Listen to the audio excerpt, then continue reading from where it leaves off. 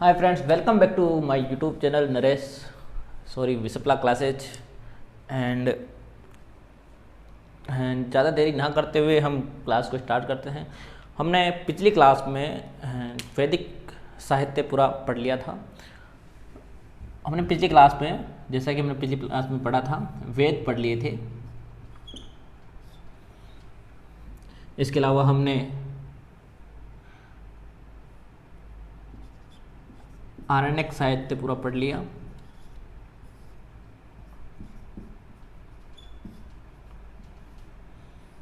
वेद, आरण्यक साहित्य और ब्राह्मण साहित्य पढ़ लिया। और उपनिषद पढ़ लिए। हमने पूरा वैदिक साहित्य पढ़ लिया। अब हम पढ़ेंगे नॉन वैदिक साहित्य। जो साहित्य तो हैं पर वैदिक साहित्य में गिनती नहीं की जाती उनकी। तो आज हम पढ़ेंगे नॉन वैदिक साहित्य। कौन कौन से हैं? फर्स्ट वेदांग,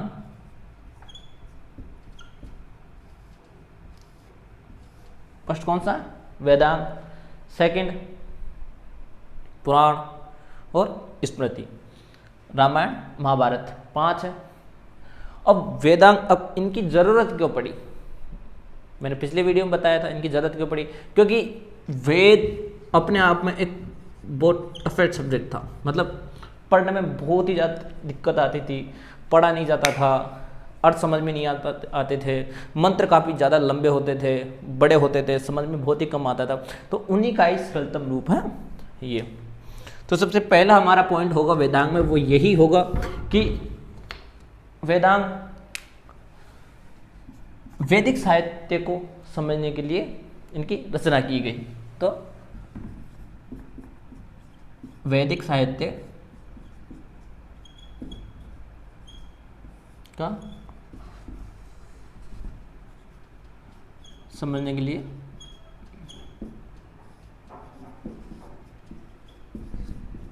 इसकी रचना की गई।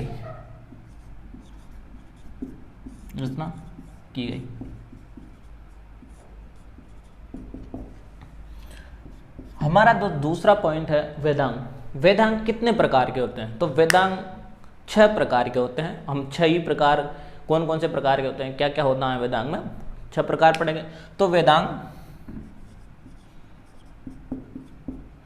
का अर्थ ही है वेदों का अंग, अलग चीज नहीं है, कोई अलग से बाहर का कोई सब्जेक्ट नहीं है, वेदों का ही अंग है। तो जो मैंने लिख दिया कि वैदिक साहित्य, वेद क्या है? वैदिक साहित्य है। वैदिक साहित्य को समझने के लिए इसकी रचना की गई। वेदांग कितने हैं? 6। चलो 6 वेदांग हैं, 6 को पढ़ लेते हैं, कौन कौन से वेदांग हैं, कौन कौन से नहीं है। तो हमारा जो पहला वेदांग है वो है शिक्षा।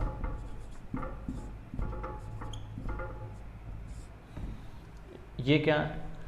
शिक्षा, इस वेदांग के अंदर उच्चारण संबंधी जानकारी दी गई है। तो इसमें क्या मिलता है हमें? इसमें हमें उच्चारण संबंधी जानकारी मिलती है।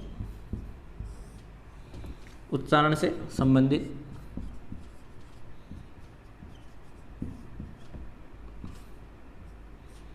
जानकारी मिलती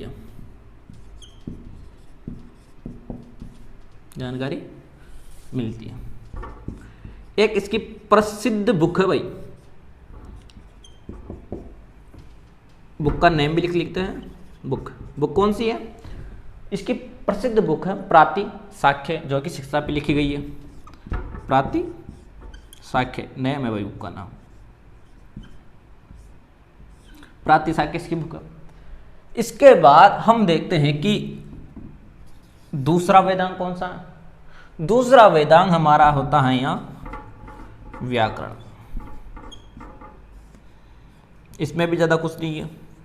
वेदांग में एक प्रसिद्ध बुक है जो वेदांग की व्याकरण में सबसे पहली बुक है, पाणिनि की अष्टाध्यायी। पाणिनि की अष्टाध्यायी।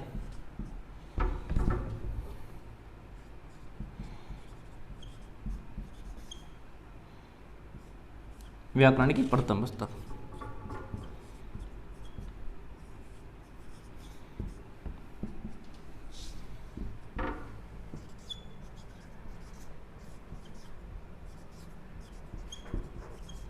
प्रथम पुस्तक है, ठीक है।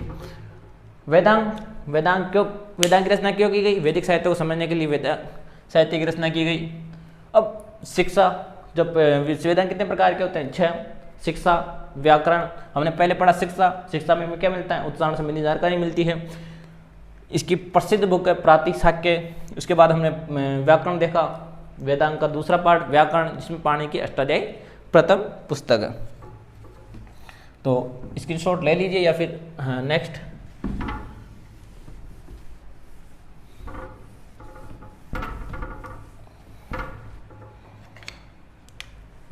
तीसरा है हमारा ज्योतिष।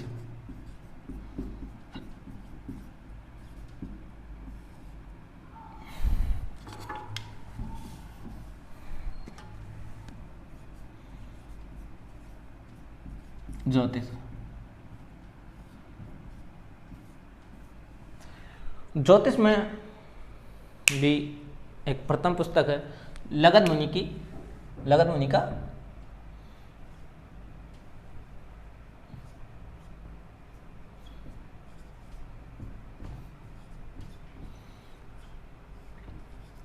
का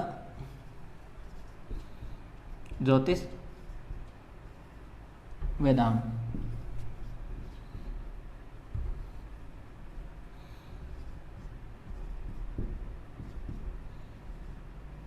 अरे थोड़ा ऊपर लिख दिया मैंने, कुछ ज़्यादा ही, नीचे लिख देता हूँ। लगध मुनि का ज्योतिष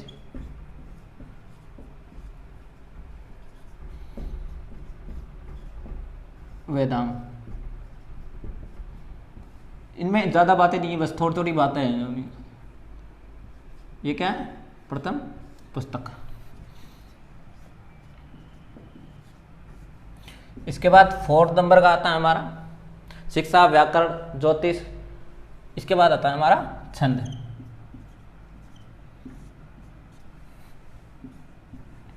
छंद में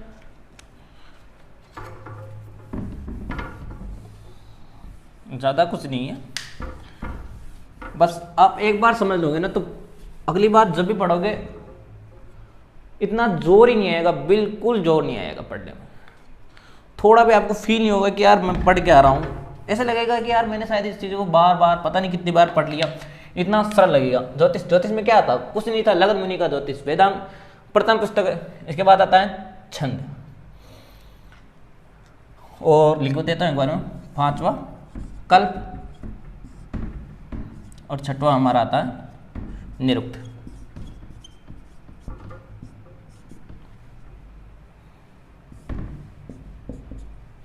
छंद में, छंद की रचना इसमें ज़्यादा कुछ नहीं, बस इतना है, इसकी रचना पिंगल ने की थी।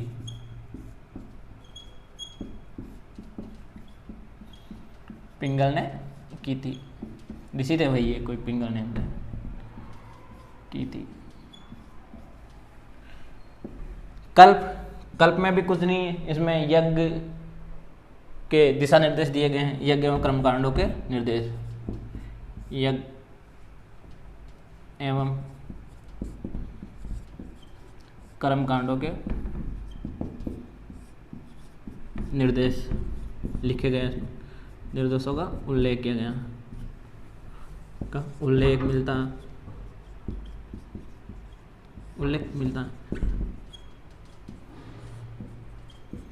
इसके बाद हमारा आता निरुक्त।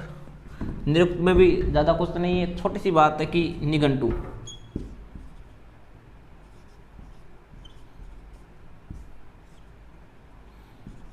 शब्द को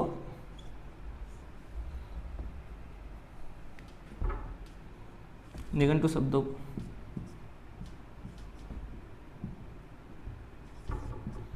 समझाया गया है।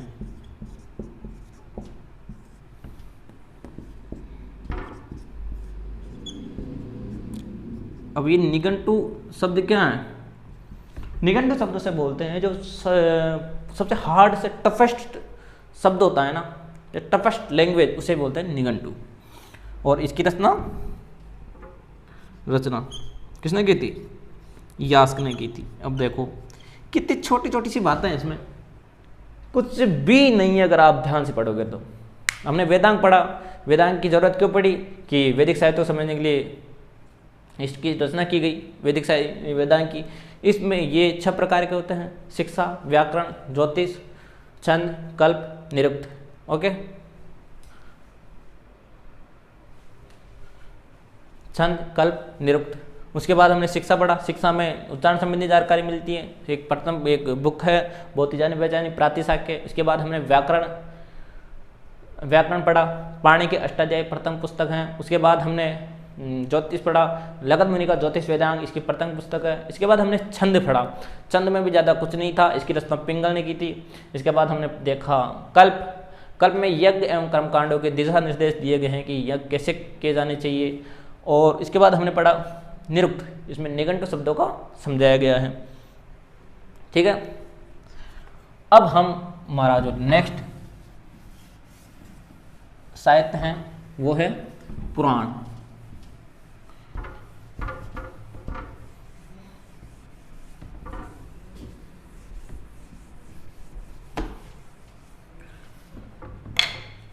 पुराण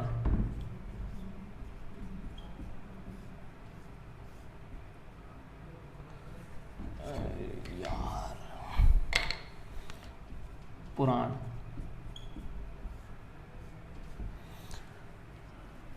पुराण का जो शाब्दिक अर्थ बताया गया है, पुराण का शाब्दिक अर्थ होता है प्राचीन आख्यान। पुराण का शाब्दिक अर्थ क्या होता है? प्राचीन आख्यान।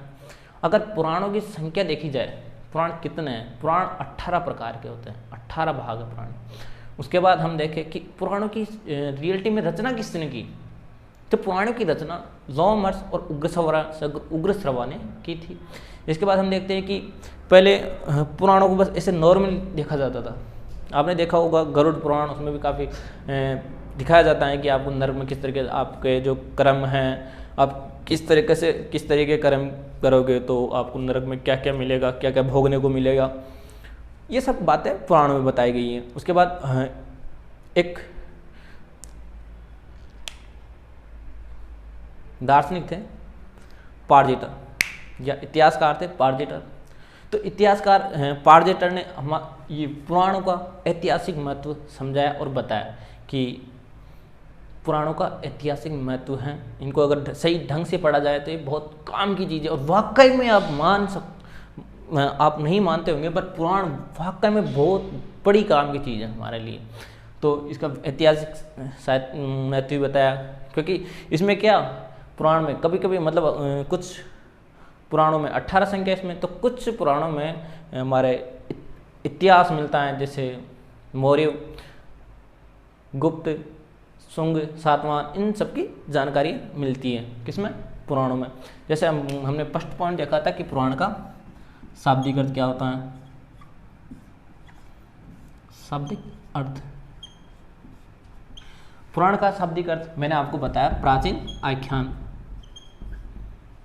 प्राचीन आख्यान। अरे प्राचीन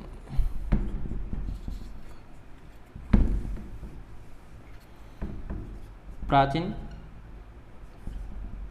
आख्यान।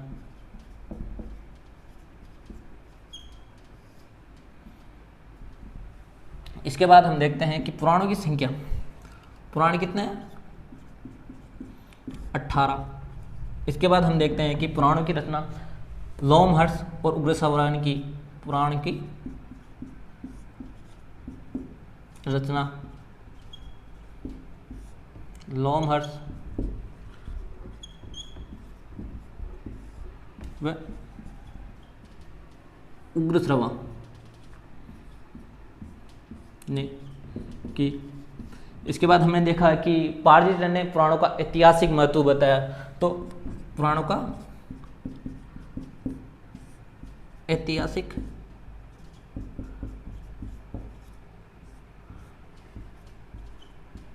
महत्व है, ये किसने बताया? पार्जेटर ने बताया कि पुराणों का ऐतिहासिक महत्व है। पार्जेटर ने पुराणों का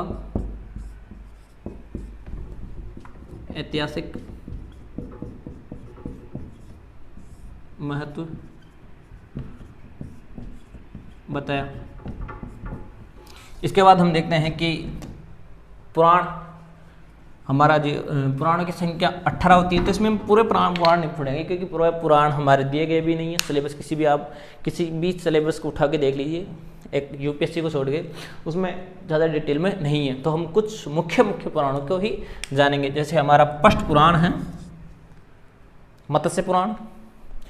मत्स्य पुराण को माना जाता है कि ये सबसे प्राचीन पुराण है। तो सबसे प्राचीनतम पुराण कौन सा है? मत्स्य पुराण। अब मत्स्य पुराण में क्या मिलता है? तो मत्स्य बताया ना, पार्जेटर ने पुराणों का ऐतिहासिक महत्व बताया। ऐतिहासिक महत्व मतलब ऐतिहासिक चीजें मिलती होगी पुराणों में, तो इसमें शुंग और सातवाहन वंश की जानकारी मिलती है। तो हमारा जो फर्स्ट पुराण है मत्स्य पुराण, मत्स्य पुराण में शुंग व सातवाहन वंश की जानकारी मिलती है। इसके अलावा ये सबसे प्राचीनतम पुराण।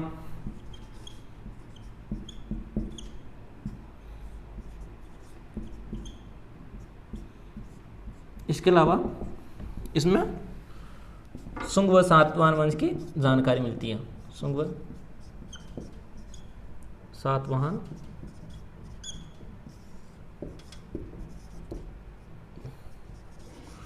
वंश की जानकारी मिलती है।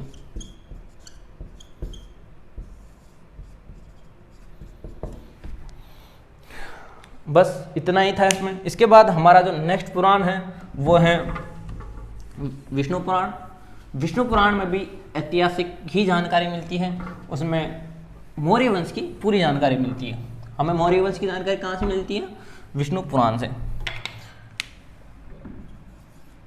कुछ भी नहीं है ऐसे, देखो ये खत्म हो गया फटाफट। वैदिक साहित्य भी आधे घंटे बाद खत्म हो जाएगा। विष्णु पुराण में मौर्य वंश की जानकारी मिलती है।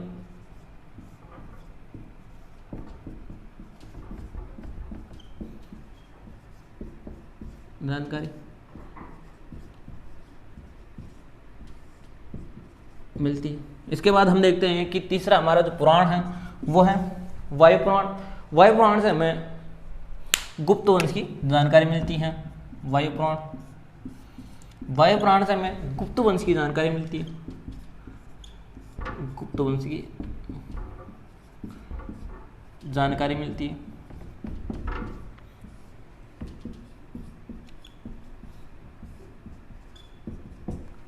इसके बाद हमारा चौथा जो पुराण है वह है मार्कंडेय पुराण।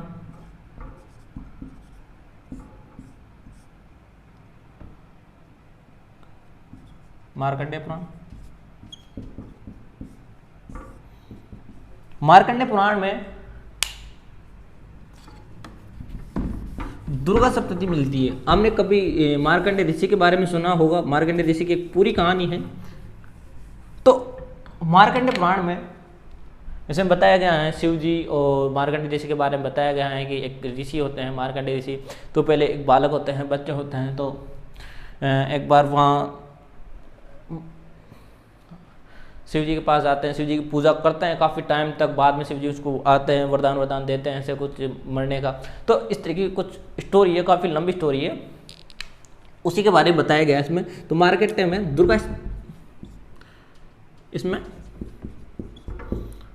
दुर्गा सप्तती मिलती है।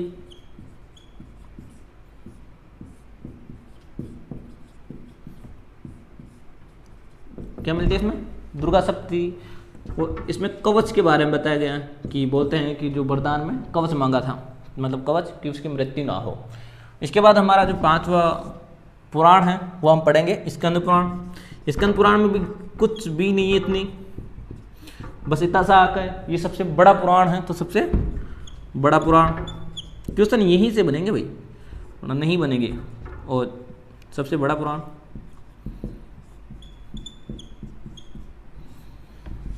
इसके बाद हमारा जो लास्ट पुराण है वो है अग्नि पुराण। अग्नि पुराण, अग्नि पुराण में गणेश पूजा की जानकारी मिलती है, गणेश पूजा का उल्लेख मिलता है, गणेश पूजा का उल्लेख मिलता है, उल्लेख मिलता है। बस ये हो गया आपके पुराण पूरा। पुराण में कुछ नहीं था, पुराण का जो शाब्दिक अर्थ है प्राचीन आख्यान होता है। पुराणों की संख्या 18 होती है। पुराणों की रचना देखी जाए तो लोमहर्ष और उग्र श्रवा ने की थी।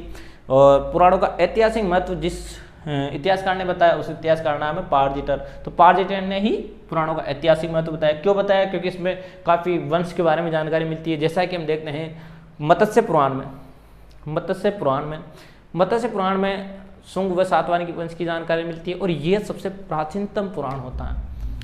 उसके बाद हमने देखा विष्णु पुराण। विष्णु पुराण में मौर्य वंश की जानकारी मिलती है। इसके बाद वायु पुराण देखा, वायु पुराण में गुप्त वंश की जानकारी मिलती है। इसके बाद हमने देखा मार्कंडेय पुराण जिसमें दुर्गा सप्तती मिलती है। और स्कंद पुराण सबसे बड़ा पुराण होता है। उसके बाद अग्नि पुराण गणेश पूजा की, ये गणेश पूजा का उल्लेख मिलता है। ये हमारा पुराण पूरा स्क्रीनशॉट ले सकते हो आप चाहो तो। वैसे मैंने नोट्स डाल रखे हैं मेरे चैनल पे, वहाँ से आप लिख लीजिए। इसके बाद हम नेक्स्ट साहित्य पे चलते हैं। तो नेक्स्ट साहित्य है हमारा स्मृति। स्मृति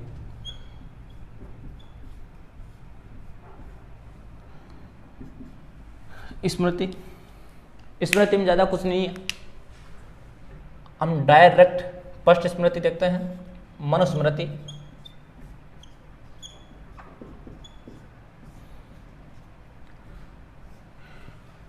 मनुस्मृति सबसे प्राचीनतम स्मृति है और इसमें नियमों का उल्लेख किया गया है, समाज में किस तरीके से रहना चाहिए। उसके बाद एक जर्मन का फिलोसोफर था, जर्मन दार्शनिक नीत्शे। तो नीत्शे ने जब मनुस्मृति को पढ़ा तो वो इतने प्रभावित हुए कि उन्होंने बोला था कि बाइबल को जला दो और मनुस्मृति को अपनाओ। ये कमिटमेंट किया था उसने। इसके बाद हम देखते हैं इसमें कि इसकी जो टीकाकार हैं तो वो है कुल्लक भट्ट, बारोची और गोविंदराज और इसके अलावा मेधातिथि। इसके बाद हम देखते हैं याज्ञवल्क्य स्मृति। याज्ञवल्क्य में टीकाकार देखते हैं कि कुछ ज़्यादा नहीं है, उसमें डायरेक्ट टीकाकार देखते हैं। टीकाकार जैसे कि विश्वरूप, विज्ञानेश्वर और अपरार। इसके बाद हम देखते हैं कि नारद स्मृति। नारद स्मृति में दासों की मुक्ति का उल्लेख मिलता है। इसके बाद हम नेक्स्ट जो स्मृति देखते हैं वो है कात्यायन स्मृति। कात्यायन स्मृति में जो हम देखेंगे अभी कात्यायन स्मृति क्या मिलता है, उसके पहले हम मनुस्मृति में देखते हैं। मनुस्मृति सबसे प्राचीनतम स्मृति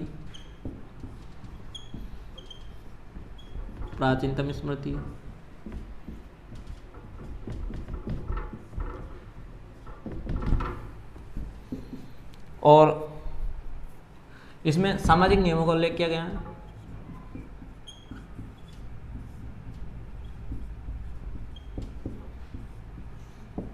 नियमों का उल्लेख किया गया है।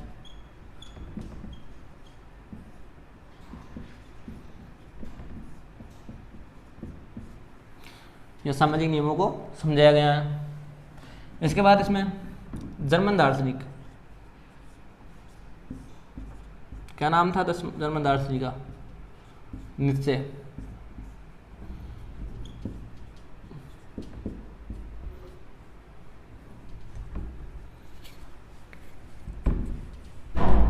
जर्मन दार्शनिक नीत्शे ने कहा था कि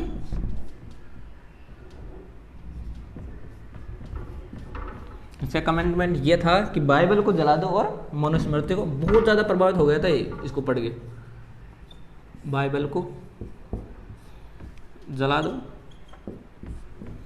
मनुस्मृति को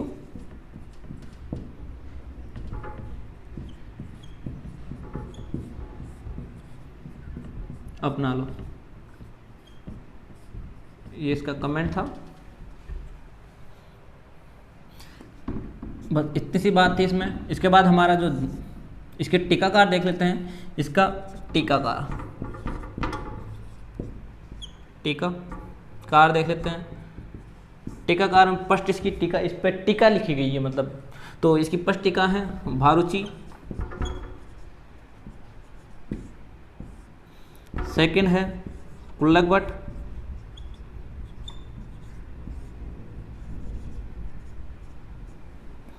और थर्ड है मेधातिथि,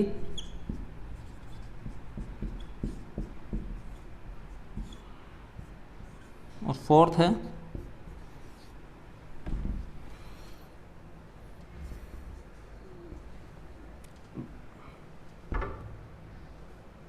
गोविंदराज। इसकी टीका हो गई गोविंदराज। मनुस्मृति में हमने देखा कि सबसे प्राचीन मनुस्मृति सामाजिक नियमों को उल्लेख किया गया है। जर्मन दार्शनिक नीत्शे ने कहा कि बाइबल को जला दो और मनुस्मृति को अपना लो। और इसकी टीकाकार हमने देखा भारुचि, कुल्लक भट्ट, मेधातिथि और गोविंदराज। इसके बाद नेक्स्ट स्मृति देखते हैं। नेक्स्ट स्मृति है याज्ञवल्क्य स्मृति।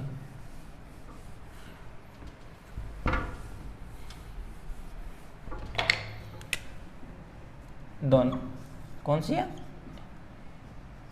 याज्ञवल्क्य स्मृति। याज्ञवल्क्य स्मृति में कुछ नहीं है, बस टीकाकार देख लेते हैं। इसमें टीका लिखी गई थी।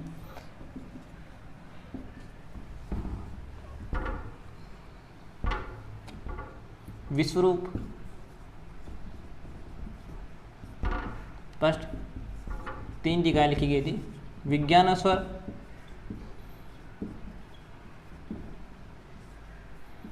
विश्वरूप, विज्ञानेश्वर और थर्ड अपरार्क। और हाँ, आप यहां से भी प्रत्येक जो भी लिखा हूं उसका स्क्रीनशॉट ले लीजिए, क्योंकि इसमें भी जो भी चीज़ नोट्स में है ना, वो सभी चीज़ मैं यहाँ लिख रहा हूँ। नोट्स की प्रत्येक चीज़ मैं बोर्ड पे लिख रहा हूँ, तो आप नोट्स बना सकते हो। आपको अगर वहाँ नहीं मिलते हैं तो आप बोर्ड का स्क्रीनशॉट लीजिए और जो भी मैं यहाँ लिखवाऊँ उसको कॉपी में लिख सकते हो, जिससे आपके नोट्स तैयार हो सकते हैं। तो याज्ञवल्क्य स्मृति में कुछ नहीं है। टीकाकार है विश्वरूप, विज्ञानेश्वर और अपरार्क। इसके बाद थर्ड है नारद स्मृति। नारद स्मृति में काफी बार इसका उल्लेख आएगा। नारद स्मृति में दासों की मुक्ति का उल्लेख किया गया है।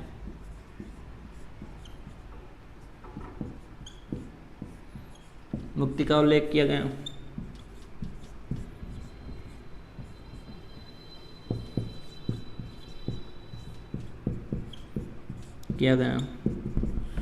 इसके बाद हमारा जो फोर्थ स्मृति है वो है कात्यायन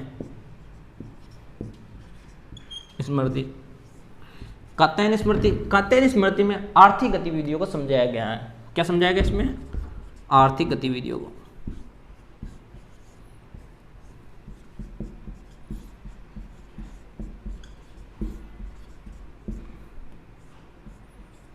आर्थिक गतिविधियों को समझाया गया है।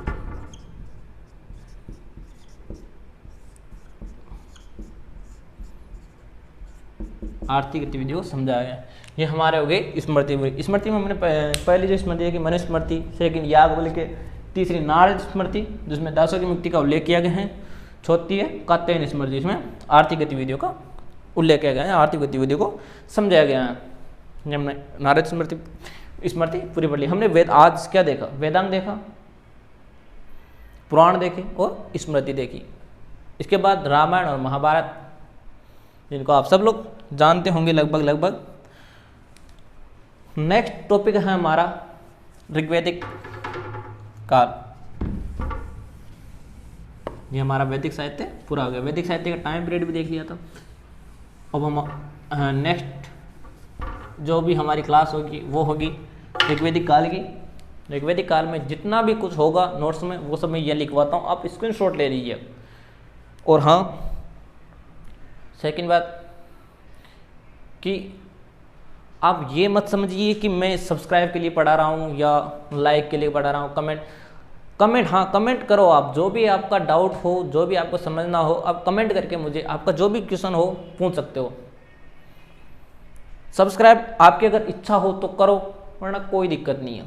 मैं यहाँ आपके सामने भीख नहीं मांगूंगा कि मैं हाँ मांगा था, मैंने पहले बोला था, मैंने 2-3 वीडियो में देखा था, बोला था, पर उसके बाद अब नहीं बोलूँगा। क्योंकि मैं यहाँ ना तो सब आपके सब्सक्राइब के लिए पढ़ा रहा हूँ या पैसों के लिए पढ़ा रहा हूँ। मैं सिर्फ और सिर्फ जो भी स्टूडेंट जो कोर्स परचेज नहीं कर पाता, अपनी आर्थिक गतिविधियों के कारण पढ़ाई तो करना चाहता है लेकिन कर नहीं पाता, तो मैं चाहता हूं कि वो कम से कम अपने भारतीय इतिहास को तो अच्छे ढंग से जान ले। उसी के लिए मैं यहाँ पढ़ा रहा हूँ। और हाँ, मैं साइंस की क्लास बहुत जल्द स्टार्ट करने वाला हूँ। और नेक्स्ट बातें हम करते हैं अगली वीडियो में। थैंक्स।